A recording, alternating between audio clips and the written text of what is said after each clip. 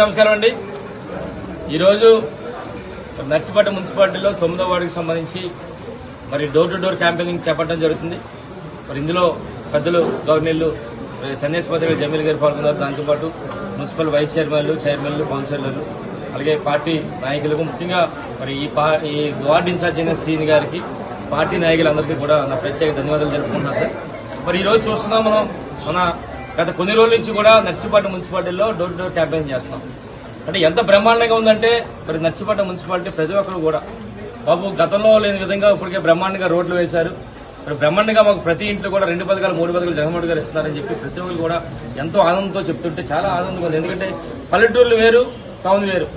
పల్లెటూర్ల కంటే మరి టౌన్ లోనే మరింతగా మరి జగన్మోహన్ గారి నాయకత్వం ప్రజలందరూ కూడా కోరుకుంటున్నారు. ముఖ్యంగా మహిళలందరూ కూడా గతంలో చెప్పినట్టుగానే ప్రతి మహిళ కూడా ఈ రోజు హారతలు ఇచ్చి మమ్మల్ని ఆదరిస్తారంటే జగన్మోహన్ గారి దయ వల్ల ఈ రోజు సంక్షేమ పథకాల వల్ల ఈ రోజు ఆదరిస్తున్నారు. రేపు రాబోయే రోజుల్లో మహిళలందరూ కూడా 100% జగన్మోహన్ గారి నాయకత్వం కోరుకుంటూ వారిని ముఖ్యమంత్రి చేసుకోవడానికి సిద్ధంగా ఉన్నారని చెప్పి మీ దగ్గర తెలియపరుస్తూ ఇక ముఖ్యంగా చూస్తే ఈ రోజు మీ అందరూ తెలుసు అవినీతి అయ్యింది పదవి గురించి ఒకసారి చెప్పాలి.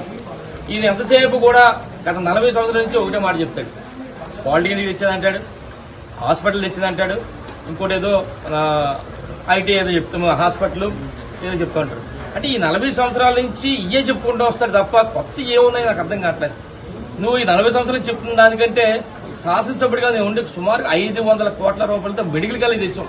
అది గొప్పతనం. ఈరోజు చూస్తే పాలిటెక్నిక్ కాలేజ్ చాలా నియోజకవర్గంలో ఉంది, డిగ్రీ కాలేజ్ చాలా నియోజకవర్గంలో ఉంది. అన్ని అంటే ప్రతి నియోజకవర్గంలో కూడా ఇవి ఉంటాయి కంపల్సరీగా.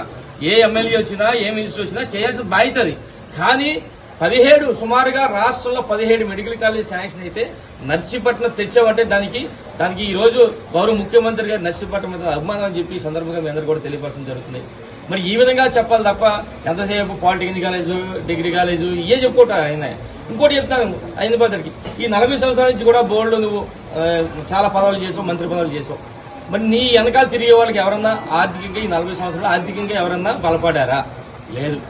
పోనీ నీ వెనకాల వాళ్ళు జిల్లా స్థాయిలో కానీ రాష్ట్ర స్థాయిలో కానీ పదవులు ఏమైనా వచ్చినాయా? లేదు.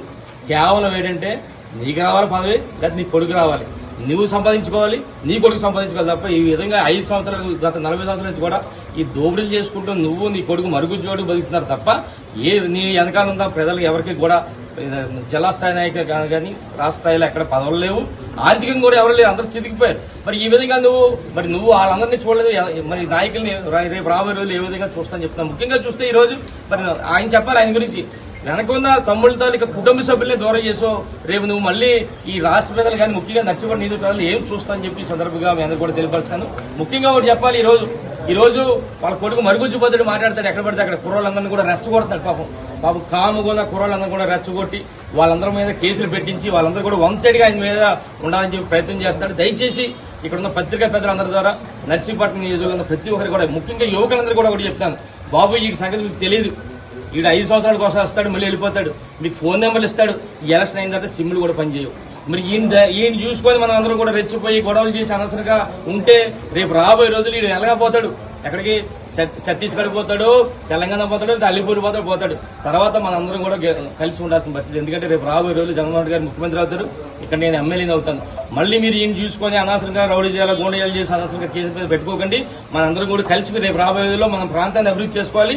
దయచేసి మీ ద్వారా మున్సిపాలిటీలో ప్రతి వారు కూడా తెలియపరుస్తూ మరి ఎట్టి బస్సు కూడా రేపు రాబోయే రోజుల్లో రేపు May 11 జరగబోయే ఎన్నికల్లో 30,000 పైగా మరి నర్సీపట్నం నియోజకవర్గంలో వైఎస్ఆర్ కాంగ్రెస్ పార్టీ జెండా ఎగరేస్తని చెప్పి సందర్భంగా తెలియపరుస్తూ